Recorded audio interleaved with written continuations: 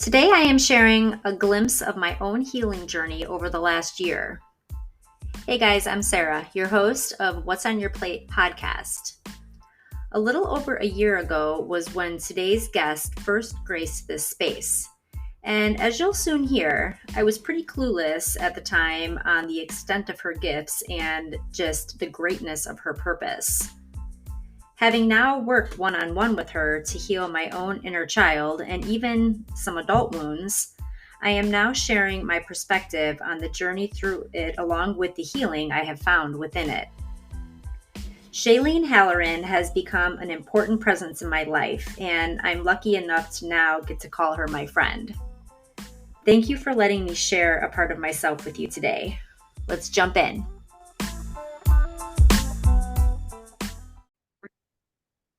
Hello. Hello. How are you? I hope that you can hear me. I don't have my headphones. I can hear you good. Good. They went through the washer. Oh, cool.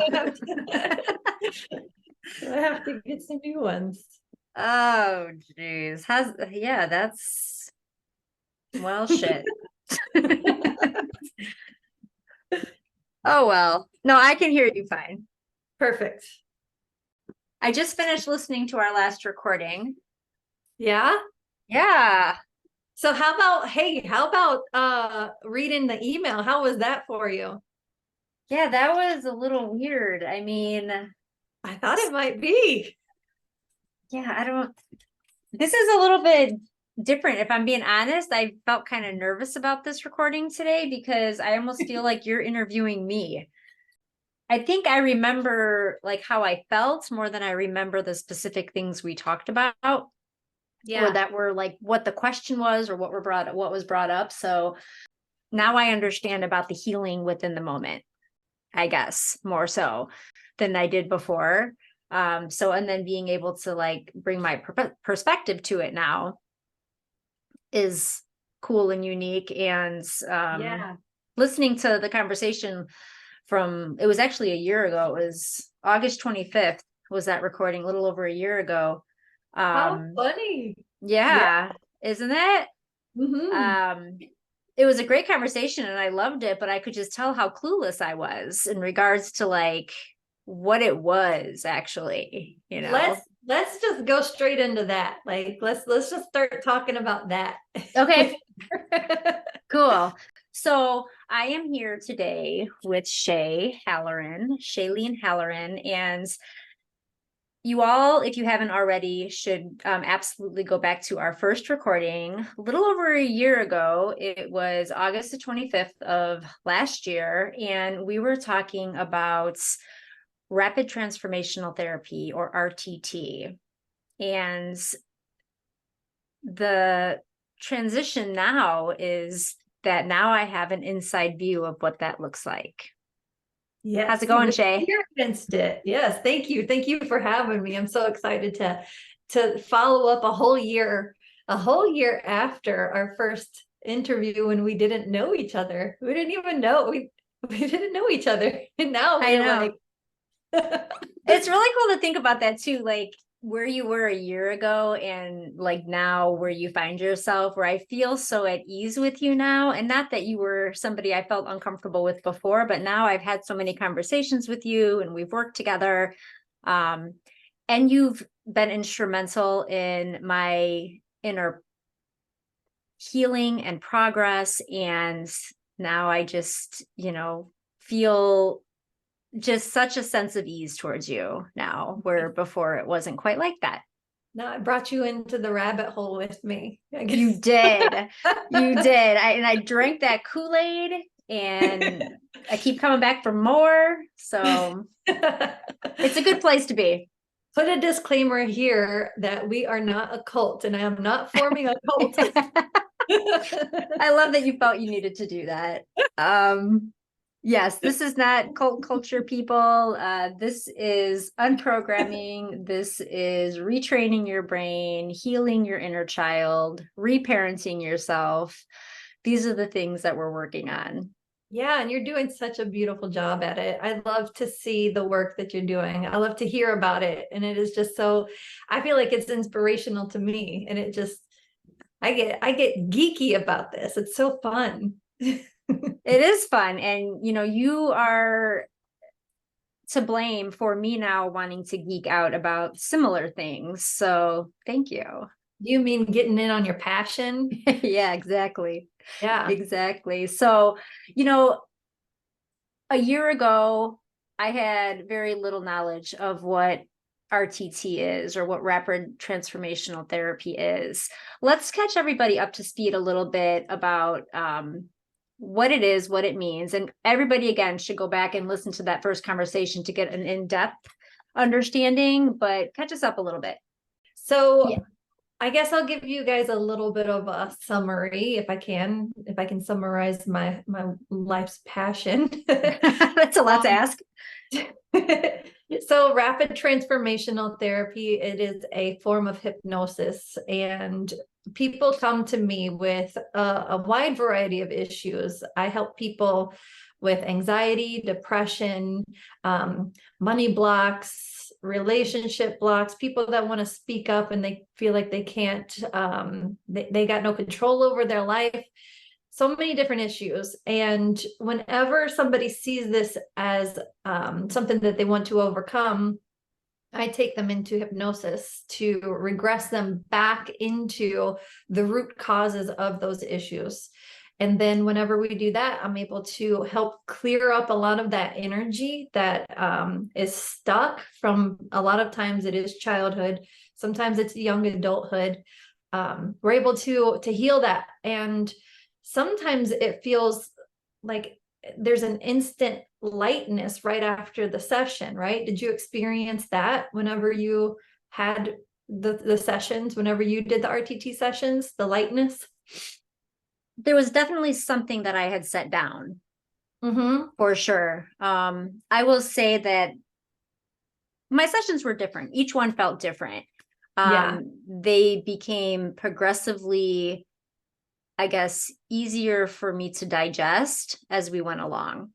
Right. Yeah, because it's we just break up that energy. So that's what we do. We're able to break up that energy, heal from the past so that you can start to truly create the future from the now and not from a bunch of old traumas.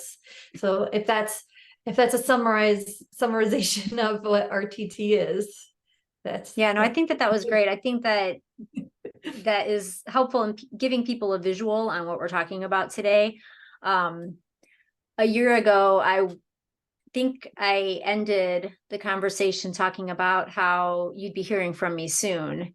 And that has been like one of the best decisions that I have made in the last year of my life, for sure. And I get a little teary saying that, actually. It's been a really, yeah, it's been a really emotional year. And I think in hindsight, it was the perfect time to lean into this work with you. Thank you. Thank you for leaning in with me, because it is a true honor. It's a true honor that I get to be the guide on the side for you. You know, it's so I feel like I'm doing the right thing. You are, and I would not say you're even the guide on the side. You're like the guide that led me. I feel like it was much more than just walking with me. It felt like you were just helping steer me in the right mindset that I needed to be in. So let's get into some of those mindset shifts that you helped me with. Yeah.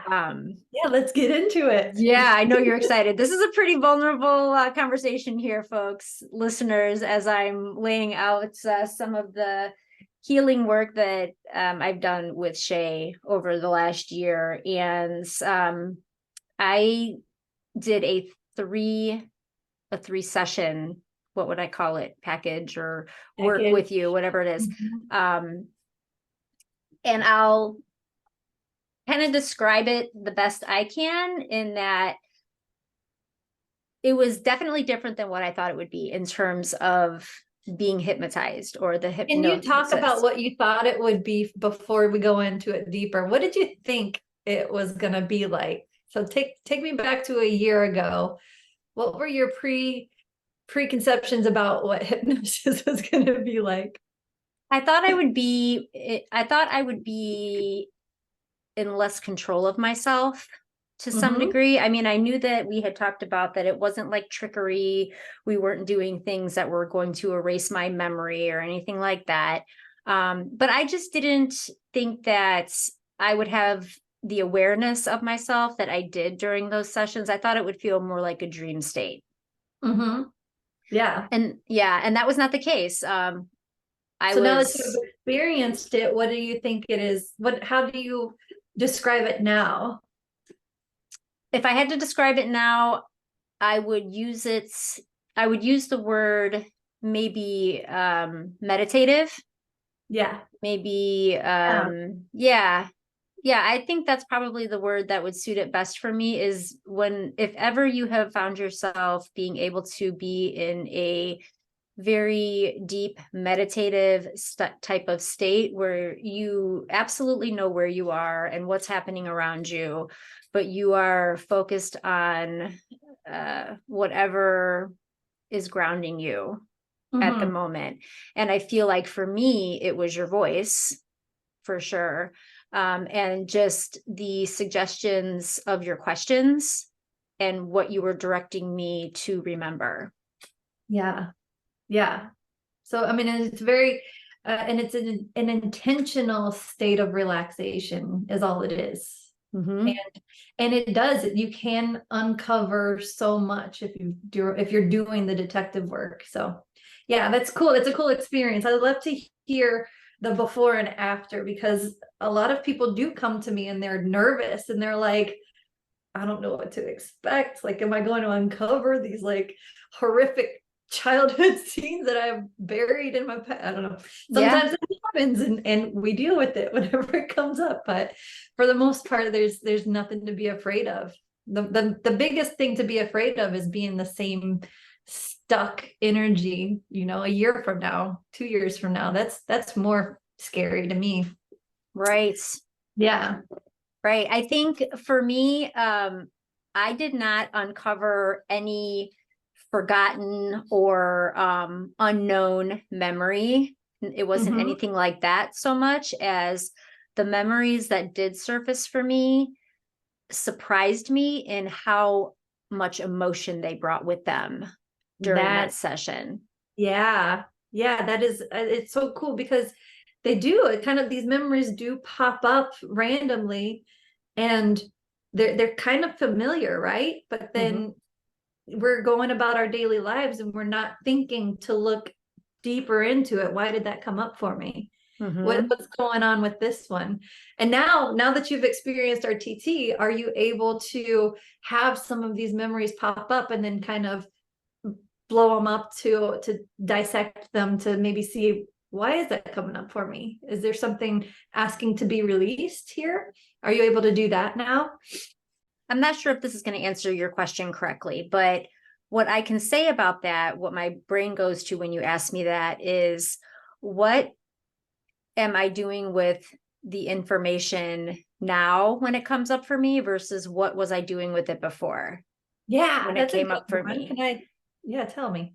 So, and one of the things that came up in the session for me, this question that I asked myself was, why don't I feel like I'm able to go after the life I want? Or why do I feel like I can't work towards the things I want to achieve? Where is that rooted? And for me, it was rooted in part, I'm sure this was one of the scenes that came up was um, first grade, my second year of first grade, actually. This has been something that has haunted me my entire life. And I've spoken about it publicly on this platform before, which was helpful and healing too. But being in a hypnotic state that fully explored that with your guidance, one did bring up a shit ton of emotion that I was surprised that I was able to do that with you. Mhm. Um, I knew it was something that always was a problem for me and it always felt just cringy every time it kind of came up into my mind or in conversation. But the way that it felt like a flood of release, so to speak, Yeah. during that session. And then, of course, you helping me heal that wound. Now, I mean, before it was always something that I either avoided talking about or I just hid from people, knowing about that. And now it's more, I can speak very freely about it and even use it as a power source to help other people get out of their way and help them realize that just because something was this way before doesn't mean it has to be this way now. Yeah, that is so cool. And it's like, in my mind, I envision that there are these, like you're carrying around these little suitcases and they're packed full of junk, like old energy, old hurts and sadness that you didn't know how to release. And then that's what happens in the session. We're able to go into that suitcase, look at the stuff, what's here, what's really manifesting here, release the stuff, and then clear it out so that you can, like, just, put it down. Like you said, I feel like I put it down. That is so cool to be able to really release and unclog that old, I don't know, the junk in the trunk. Really? I mean, for real. I mean, I can't tell you how heavy that has been for my entire adult life. I mean, and Because it formed beliefs, right? It informed beliefs that you had about yourself. I am stupid. I can't go for the life that I want because I don't deserve it, right? And that covers every decision that you make. And now that we're able to, wait a second, just because I did first grade twice doesn't mean I'm stupid, right? And the other thing too about that, and it's like, this, but you don't know it until you go through a type of healing like I did with you, is that none of that was anything I could have controlled. Yeah. No. So it's like you're punishing yourself for something that you had no control over and you could have done nothing about at the time, yet you've assigned yourself this form of grief from it for your entire existence. Yeah. That's how the paradigm is set up, these boxes that we keep ourselves in. And until we go back to start to question it, we're going to stay in those boxes and we're going to continue to be limited. Can you imagine? I mean, you can't imagine because you were there. Can you imagine a belief that you form in first grade dictating the rest of your life? So many people are walking around with those limitations that they formed when they were just 7 years old, 6 years old, and this is their reality. But we have the tools to be able to go in and shift it and shift timelines, essentially, right?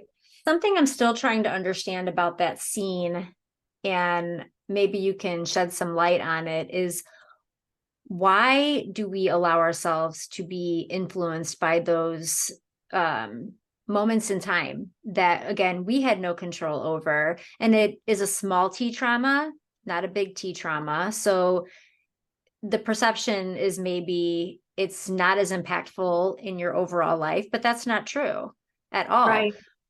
Why is it that these seconds of time can completely train our brains to think a certain way for the rest of our lives? So there's a famous quote that says, "Give me the boy until he's 7 and I'll show you the man." And that's some philosopher, I forget the name. It'll come to me, I'm sure. But for those tender ages, 0 to 7 years old, you're basically laying a blueprint for how you're going to live your life. So those experiences that you experience with your relationships, with the rest of the world, that's the blueprint. And until you consciously go in to question the blueprint, to rewire the blueprint, that's just what it is. It's not like there's this malicious programming that happens. It's just that's the way that our ego lives. So if that answers your question, I feel like it's as straightforward as I can get. It's just that we're not conditioned into questioning ourselves. We're not conditioned into looking within and finding the answers that are already within us. So we just keep going with what we have, going with what we know, because that's what's familiar. Yeah, but teaching us to start looking within ourselves for the answers that have always been there is something I know that you're very passionate about and helping people with. Yeah, for sure. I mean, as a yoga practitioner, that's all yoga is going within and finding the guru within, because that is the great teacher. Yeah, and But we're it, all our own we can't do it gurus. alone. Yeah, we are our own gurus. We all have wisdom inside of us, but we can't do it alone, if that makes sense. We're here and we can connect with people that can help guide us through these little parts of ourselves and polish these pearls of wisdom. But we can't, the ego begins to put too many traps in front of us to be able to do it alone. So that's why, like, I feel like we're in this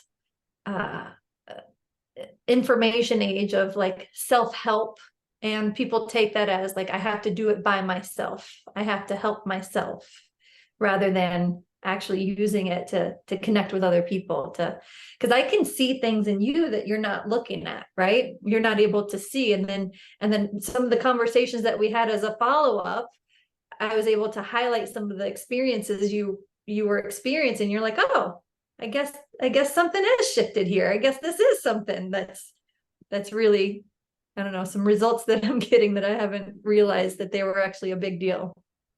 I will say that, I mean, the sessions were amazing, but the follow-up calls, I had no idea how important those would be.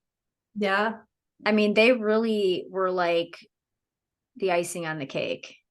Truly. Yeah. I mean, it really just felt like it was like everything just kind of came together a lot more clearly. It was like, I don't know if my brain needed time to just process and absorb and just take in all that we did. And then those calls were like a complete reflection and unpacking of a knowing. Yeah. Yeah. It is designed that way. Some people will go through an RTT session and just drop off the face of the earth, and I won't hear back from them for like months. But then like you were diligent on your calls, you stayed consistent, and I can continue to listen with that. I don't want to call myself a therapist. What do you call me? A Whatever. mentor, a guide. You're Whatever. my guru. Whatever it is, I can listen with that ear and then also point you in the direction of where it is that you're trying to go, right? I got a lot of resources to help out with. And a lot of people do find that to be very effective for them in them getting their results. It's really, and everybody's so different. Can you imagine? Like, everybody has such a unique journey about them. You know, one thing I do always recommend to almost 100% of the people is nonviolent communication. It's a book. So it's a book by Marshall Rosenberg, I believe. I can't remember names today, but nonviolent communication is absolutely a great recommendation. If you are a person that struggles with communicating, which a lot of us do, communication is a skill. And whenever you learn how to communicate your needs effectively and actually listen for other people's needs whenever they're talking to you, your relationships get so much better. Was that one of the books that you read? Did you get into that? I did get it. Yeah. And for sure you recommended it to me, and it is as valuable as you say it is. It is. It is so good. So that's one thing that I keep consistent with everybody, right? I'm like, you don't know how to talk about your feelings, figure this out. Yeah. But I love too how you source other resources too, because like you said, like you haven't gone it alone either. Like you've developed the way that you help people by being helped yourself. Yeah. Yeah. And that my philosophy on that is I can't take anybody any further than I've gone. Mhm. And I feel that like I can't preach a bunch of stuff that I don't live. Right. And Mhm. I'm always, if there's something that comes up that I need to heal, I'm like, all right, let's go. Let's get over this trigger. Let's start to become empowered because, and usually what happens, and this is going into like the universal energies of, I don't know, there will be a thing that's beginning to surface for me, and then I will get probably 3 clients that are going through the same thing. And then that's part of my healing process because they're coming to me and they're showing me things that I'm not seeing. And it's some divine intervention. I can't explain it. I don't know why it happens, but it just does. It's just energy. Yeah. Well, when you're living in that vibration that you know how to call out to the universe what you need, you've said it Mhm. before, it just finds you, it just shows up. Yeah, it does. It does. It Yeah. is so Like cool. being willing to see the signs that are right in front of you for what you're So supposed that to be was a doing.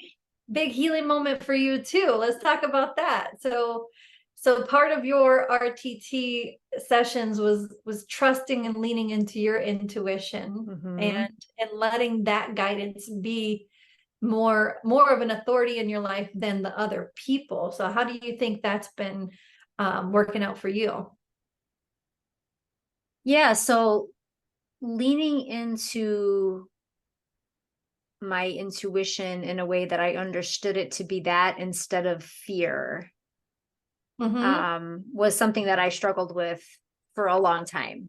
Um, and listening to myself instead of being afraid of myself, I guess, was something that I struggled with, and for various reasons, right? I think a lot of it, if I really stop and think about it, all goes back to that first session we talked about of that not enoughness, that Mm-hmm. feeling like I'm failing or that I wasn't good enough, all of those types of feelings and how they manifested in life. But for sure, I think I tended to listen to my fears over my intuition just Mm-hmm. for the concern of what other people might think about my own choices. Mm-hmm. And how did that shift? There's before RTT, what was that like? How did you live your life? And then after RTT, how are you noticing a shift? I feel like before RTT, I needed somebody to validate things for me.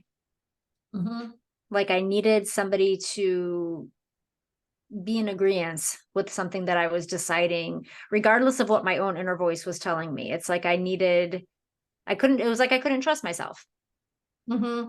And now, I mean, to put it just bluntly, I mean, I don't have any fucks to give about that anymore.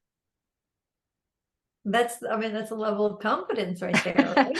I mean, it's like you still want people to receive what you're offering well, but Mm-hmm. I guess I'm just to a point now where if they don't, then I'm just okay with them not being my audience or my people or the group that I'm meant to serve. Yeah.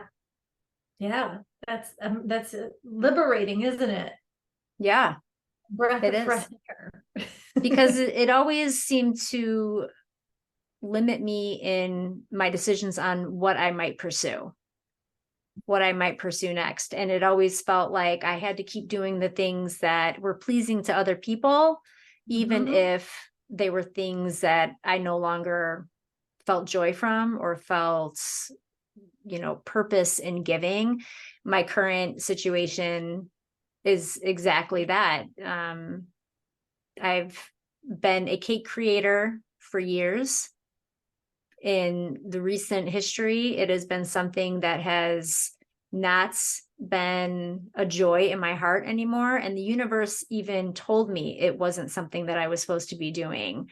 And I held on to it and kept trying to just hold it hostage in my life, even though it wanted to be let go of. And finally, after a lot of just the inner work that I did, I just gravitated towards the next thing on my journey and what has always felt better, which is a way of healing, a way of helping, a way of serving people in their journey to getting out of their own way and becoming a better version of themselves in a holistic manner. Yeah. So you moved from status quo into your purpose, your passion. Yeah. That's something I'm extremely passionate about, really dreaming up your life and going after it. And I'm so happy I get to see it unfold. I get to see it unfold right before my very eyes. Yeah, I mean, the things that I'm working towards now and pursuing now are things that have been in my mind and in my heart for probably the last 3 years. Mm-hmm. And there's always just been that, well, this isn't what people know me for. This isn't, what I've been doing. And are people still going to be interested in what I'm offering? Like all these ridiculous ways that I talked myself down from doing what my heart was calling me to do. And now with your help, that's going. So a lot of, just to talk about that, a lot of what our programming is, it's not so much the memories that we have, but just our primitive brain. So we have this wiring that is inside of us that has us seeking acceptance from the outside. And a lot of this comes from when we were living in tribal days, whenever we had to be accepted by the tribe in order to survive. So a lot of that gets to be challenged now because we're not living in those types of tribes. We're not living, first off, there's what, 8.52 billion people on this planet. There's somebody that's like you. Back in the day, I mean, 10,000, 20,000 years ago, tribes were the unit. That's, you had to stay in the tribe, you had to play the role, you had to do that to survive. And now you can order anything off of Amazon and it'll be there overnight in 2 days or whatever. You don't even have to really communicate with people. So that is a survival mechanism that we're able to tap you out of and elevate your consciousness out of, so that you don't have to sit there and struggle in your way through doing all of these things that you think are expected of you. You're able to actually go out and be who you are. And then what's beautiful about that is that doesn't mean you have to be alone. Once you become more of who you are, you find more people that are like you. And then you elevate that energy there, which is, it's phenomenal. And that's what I get to see. I get to see that in real time on you. I don't know how many times I'm going to say that, but it's just, it's like every time I work with somebody, it's like the first time, and I never get any less excited than I am right now. It's so cool. Well, and that's a sure sign that you're doing exactly what you're supposed to be doing too. Yeah. Yeah. It doesn't get old. And yeah. when it does get old, I'm sure I'll find something else, find something new. Why do you think people are reluctant to heal their emotions and to heal their traumas? Why do I think they're reluctant? It does. I won't deny that it does take a lot of courage to step into healing. That I don't hold it against anybody that's not willing to do the work, because I know how scary it can be. It's scary to heal. And a lot of times when you're healing, that means that you're going to have to let go of some relationships. That's scary, because you essentially you have to become a whole different person, because all of those old things that you used to do, they're just not working anymore. And then that means that some of the relationships that you're in, they're not going to be working anymore. So it becomes one of those shit or get off the pot situations. So that's one reason I feel like people aren't willing to do the work. Another reason could be just plain ignorance. Like they don't know what they don't know. They don't know how good they can actually feel because they're so familiar with what struggle feels like. You know, some people they're coming into this life, their parents were struggling, their grandparents were struggling, their grandparents were struggling, and that's it. That's what they're striving for. So that addiction to struggle can be another reason why people don't heal, or they're not working to overcome anything from their past. So there's a number of reasons. I'm sure there's a lot of reasons. Some of it's just out of habit, and a lot of it's out of ignorance. Some of it's out of fear. It depends on who you're talking to, I guess. Yeah. To our listeners, Shay just mentioned something that we got into a lot deeper in our previous episode, and that is the way generational traumas affect us now, generations later, and not just things that you actually witnessed, things that you absorbed from the womb that were felt by your mother and your grandmother.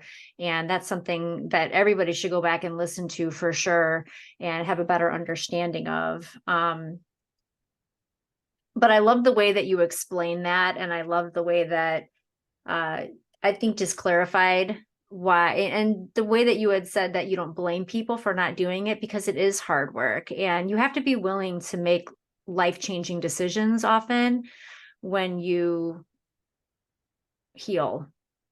Yeah, for sure. And a lot of people do come out of an RTT session and they're feeling so great and so enough that they do call me up and they're like, I'm quitting my job, I'm getting a divorce. Like they're doing these big life things. I'm buying a house. Had that happen like after 2 weeks after a session. Because they start to really see themselves from their heart rather than their head. And we're able to shift that in an RTT session. We're able to move them out of the ego and into living a life from their heart. And that's more loving. And whenever you're loving yourself more, you put up with a lot less shit. So that's why the shifts happen. That makes so much sense. Right? A lot of people will hear that and they'll be like, I'm not gonna risk it. Nope. I'm not gonna go there, because they've got these like feelings about, or these intuitive hits about what they're doing is not really in alignment with them. So then they'll just be like, I'll stay over here. I know what's over here. This is what's safe. I'm gonna stay over here. But I'm over here like, let's party, guys. Let's have some fun. Let's get to living. Something that just came up for me while you were talking about that, the way the sessions worked for me, at least, is it wasn't like it was one hard and fast thing that the healing contributed to. The last one that I mentioned, which was my second session, where we talked about the difference between fear and intuition and fear of judgments and things like that. I have felt that from many angles, not just a career angle. And one of those is just living from the heart, like you talked about, in regards to what do I really want for myself and my life, and who do I really want to be giving my energy to? And it kind of manifests for me into not doing things that just feel obligatory, or doing things that I feel like I have to do out of fear that it's just expected, or if I don't, then somebody's going to say this, or they're going to assume that type of thing. Like, attending a family event that I 100% don't want to go to, and I'm only going because I feel like I should. That has shifted for me. And I'm like, you can go ahead without me and have a good time. I'll see you when you get back. I'm going to do this instead. And I feel Yeah. good about that now. Yeah. I would have been afraid to even say that before, even like breach the subject of it. And now I'm just like, oh, this is happening on that day and it doesn't feel good to me. No, I'm not going to go, but you can go and that's fine. So that just that small, it sounds small, right? But what it does is it clears up a lot of resentment too, Mm-hmm. because what would happen is you would go out of your people pleasing tendency and then you would start to build resentment. You're putting more pebbles in that resentment can, I guess, um, towards that person whenever you should have just stood up for your energy and said no in the first place, right? So then Mm-hmm. we begin to project that negativity out onto our partners or whoever it is that we project it out to, and it's not even their shit. Yeah. You get to and that's where we get to come into responsibility, right? We take responsibility for how we're feeling and see, okay, this is triggering something in me, let me address this. I'll get Mm-hmm. back to you, but I've got to figure out whatever is going on in here. So that's really cool that that does clear up a lot of the relational issues, doesn't it? It does. And that's so important. What you just said before that, too, is remembering and now realizing that nobody else has to deal with my shit. Like that's for me to figure out and heal on my own. Mm-hmm. I should not and no longer expect other people to just cater to that. Yeah. Yeah. Because how could they? Right. Yeah. Right. But It's, until I went through that healing, there was an expectation that they should, to a mhm. certain degree, Yeah. or at least accommodate it to a certain degree. And now I'm not of that same mindset. Hmm. Yeah. And then let's take that even deeper to what was the underlying issue of um, me doing what I feel like I'm obligated to do. Mm-hmm. That is at the bottom of that is I'm going to do this so that you love me, so that you keep me around. Right. And that's Yeah, where so that's yeah, you where hit we it. feel that, and that's where we come into I'm lovable no matter what. I'm Mm-hmm. lovable no matter what I do or how I'm feeling. I don't have to sit there and project my lovability out to you and hope that you return it back to me. I Mm-hmm. already am it. That's a huge shift.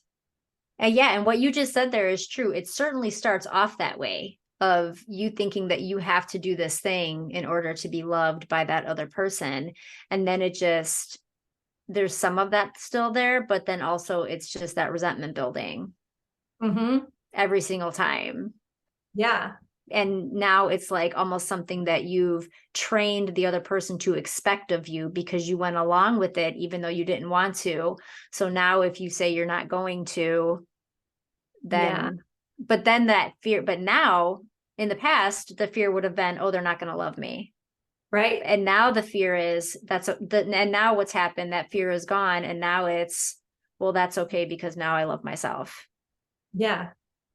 Yeah, right. And Yeah. then I want going back to nonviolent communication. I think that a lot of times, because I've been there, but whenever I started to own my own feelings and start to stand up and stop people pleasing and stop doing the obligatory Same thing. the obligations, um, I started to I kind of rebel against these people because I was still projecting that onto them. Like they're expecting this of me, but I'm not going to do it. I'm not doing it anymore. And then I feel like that was, it kind of messed up some relationships. And if I were to come into it from a much wiser perspective with that skill of the nonviolent communication, I could have communicated more effectively. Like, hey, I used to do this and it doesn't really feel like that's in alignment with who I am anymore. So I think I'm going to stop doing this. And you build that reciprocity with each other, and you're able to actually connect at a deeper level, and you don't have to sit there and put up these big brick walls I'm not that person anymore, you know? A lot of times that happens. They'll come in waking up to themselves, and then they kind of want to try to rule their life with an iron fist. And it's like, let's tone it down a little bit. We still have to deal with relationships. We still have to build relationships. So Yeah, does that make sense? absolutely. It does. It does. It really does. And now more than ever. Um, and it kind of brings me to the third session that I experienced with you, which focused a lot on the need for outside affirmation Mm-hmm. Mm-hmm. and needing that in a way that it almost hindered my ability to progress forward or to feel loved or accepted in different areas of life. And what I had said a bit ago about being afraid that you won't love me if before the therapy, but now after the therapy, the mindset of that's okay if you don't, because I love me even if you don't, is Mm-hmm. where that has evolved for me as well with a lot of that. Yeah. Outsourcing your lovability to the world it's tragic, isn't it? Yeah. Like putting your value and your worth into the hands of somebody else is just a critical error. Yeah. And it's impossible too. It's just that it's just impossible. It doesn't make sense. It doesn't make any sense, and it doesn't work on any level, you But know? we're groomed to think that way from a very young age, that We are. you are valuable if, you are worthy when, type of Mm-hmm. thing. And that, like anything else, becomes part of our conditioning and our training and our programming. And as adults, that leaves for a very much a day-to-day life, I feel like, that is full of emotional scarcity within yourself. Yeah. And a lot of the, I mean, you can attest to this, but a lot of the work that happens through that 90-day cycle that we went through, we Mm-hmm. stretched it out for however long, but Yeah. um a lot of what happens is you move from that child archetype, because a lot of that is responding from your inner child. And it's like at that moment your adult self takes the back seat, and your inner child's running the show, and Mm-hmm. that's not appropriate in your adult life. Right. So you're able to actually mature more spiritually and emotionally, and that helps your life flow a little bit better too, or a lot better actually. Can't say that it's a little bit better, but it's life changing, right? To be able Absolutely. to grow up, you're able to grow up so that you can show up, right? Yeah. Yeah, Yeah. So absolutely. I mean, giving my younger self my adult guidance mhm, the way that I did in that therapy with you, showing up in the scenes that were limiting me mhm, in one way or another, showing up to that younger version of myself with who I am today and how I can help the little girl that I mhm. was completely pivotal for me. Yeah. And I continue to put myself in those scenes and even other scenes Mhm, all the time now, mhm, whether it's just, deliberately, or whether I do deliberately by meaning like in the moment of something hard where something maybe activates me, or even just in like a meditation that maybe I am sitting with. I find that to be so valuable and so useful. it's effective, isn't it? Very. I think that's why we get the results that we get, because it just works. I mean, it's simple, isn't it? Well, it seems that way, but I think it's complicated too, because in one way you are not that little girl feeling abandoned or rejected, but you also still are, in a way. Like there is a part Yeah. of you that is still her. Yeah. So I feel like there's a lot of layers to it. And the more that I explore it and every time I do it, I feel more at ease Hmm. and further away from all the things that were holding me back in whatever way, or were haunting me, or Yeah. feeling like just something that I was stuck on. And that to me is amazing. Yeah. So another thing that I feel like shifts after RTT is your ability to hold space for those negative emotions that you have. And that's where, and I feel like the avoidance is Mhm. where a lot of people get stuck, and they don't heal, right? So as you're going through this, and some of those inner child emotions come up, you're able to actually reparent that inner child, right? And you're Mhm. able to hear and listen to what they have to say, and healing comes through the feeling. And that's what you're able to do. You're actually able to say, like, oh, little Sarah's feeling abandoned right now. I Mhm. love you, Sarah.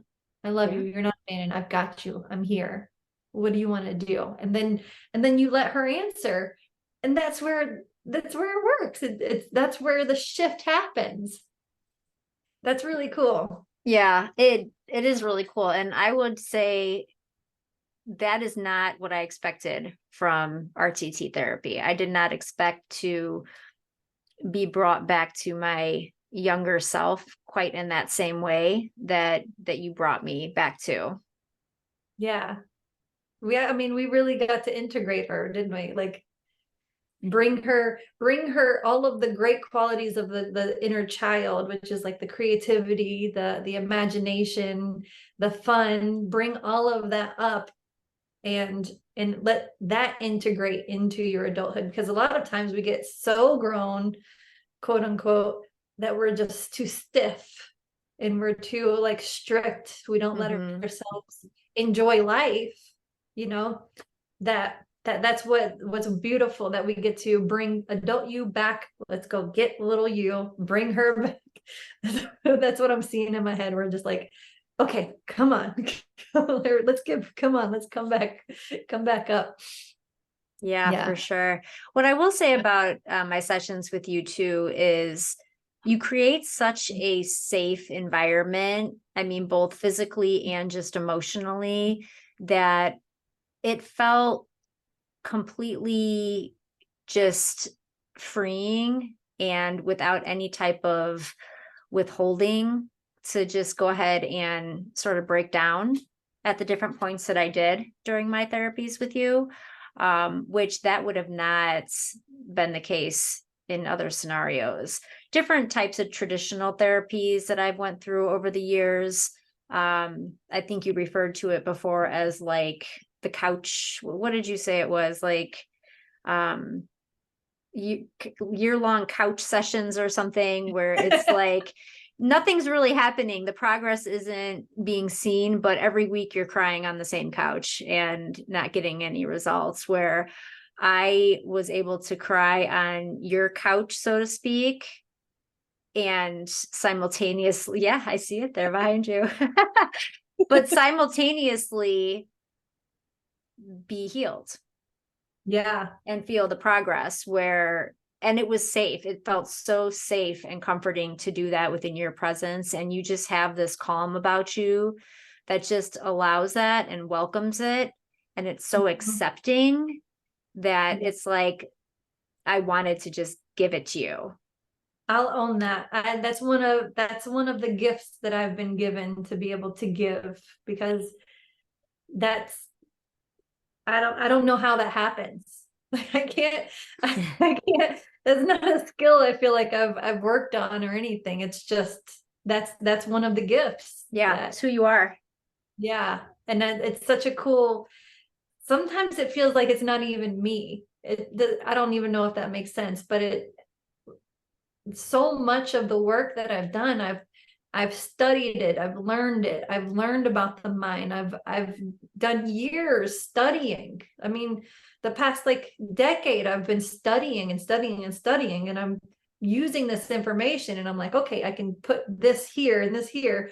But that type of energy that you're talking about, I can't study that.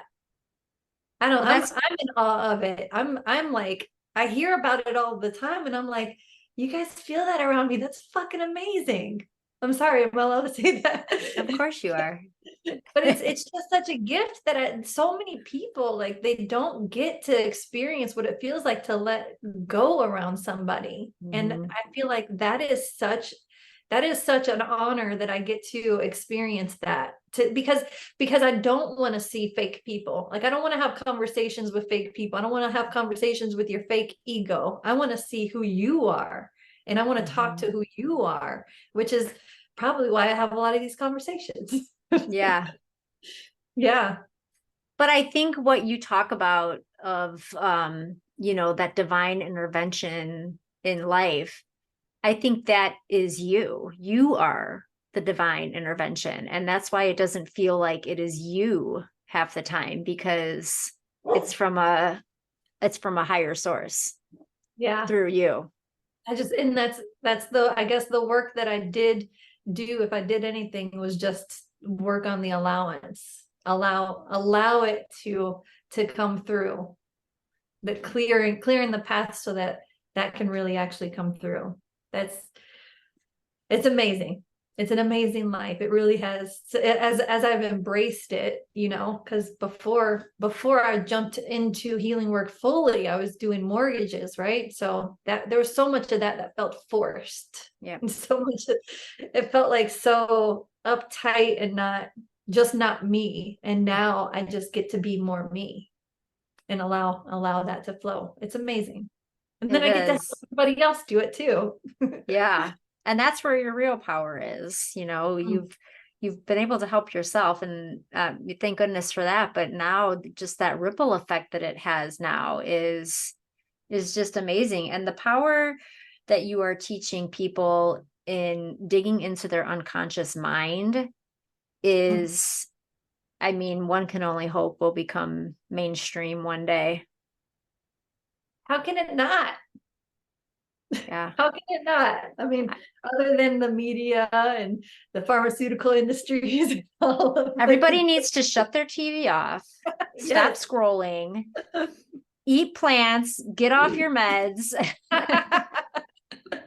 Yeah, but how could it not? But all of those things will help you just realize that you do need to get into your unconscious mind. If you start removing all those distractions and all the things that are numbing you and covering things up like band-aids, you'll start to see the wounds that have always been there will start to ooze and bleed again. They've always been there. And if you start to remove those things that have been buffering them, you'll start realizing I should probably heal this for real. Yeah. Yeah. And usually our kids are the catalyst for that too, where you just look at yourself and you're like, well, if I don't take care of it, my kid's going to have to deal with it. So I might as well face this little lion here. That is truer than fucking true. I can't even tell you. And I think about my son when you say that, but more so my mom. And just knowing the work that she did not do because maybe she couldn't, maybe she wouldn't, maybe she didn't know how to or how to find it. Who knows? Not available, unaccepted in her life to do so.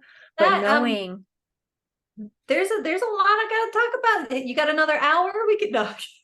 For real. This is never ever long enough. Well, the reason why so many of our parents did not heal was because it was not available to them consciously. And because we are going through a conscious upgrade and evolution in our humanity, that stuff just literally did not exist back in that time. I say back in that time, like 40, 50 years ago. That's a very short amount of time. And now that we have had this consciousness evolution, this explosion, we're being more sensitive to energy. We're not stuck in survival mode, food, water, shelter, sex. We're not stuck in just thinking about that. We're actually moving way beyond that, where we're embracing our creativity, our co-creative ability in this life. That did not exist for our parents. No.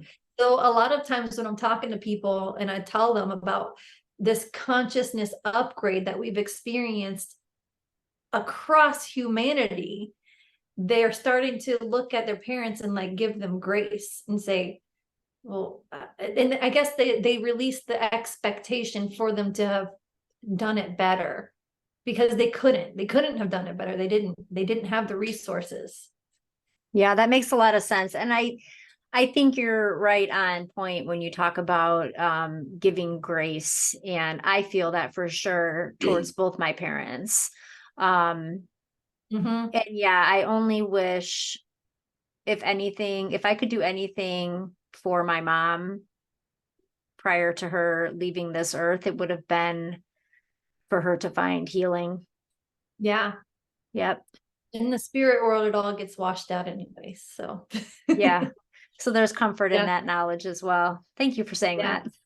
Yeah, everything, like in this life, this is why I mean, there's forgiveness is the most repeated word in any scripture, in any flavor religion you pick. Forgiveness is the most repeated, and that's where it's because that is a law of the universe. Like once you leave this incarnation, you're forgiven. The only thing that wasn't forgiven you was yourself.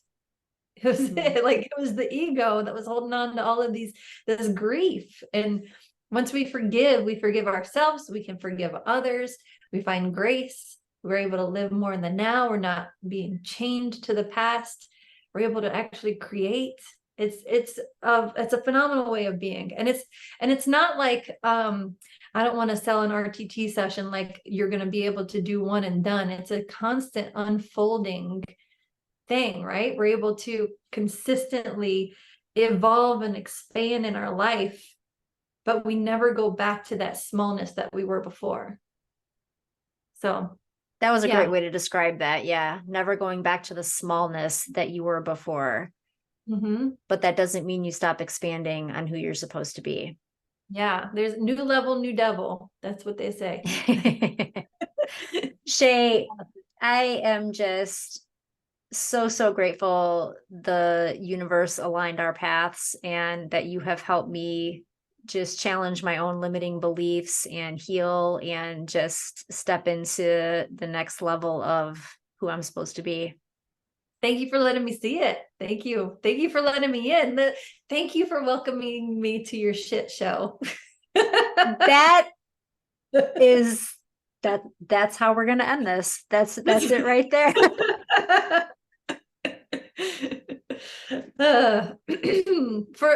If I did not call her life a shit show. That was just the first line in her email that she sent me. It's fine. It is what it is at this point. So thank you, Shay. Yes, thank you. Thank you.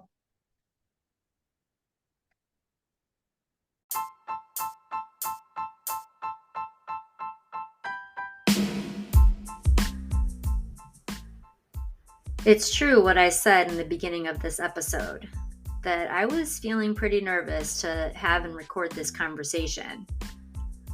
Allowing yourself to show up in a way that is revealing and vulnerable can be really scary. The human that I am fears criticism and judgment.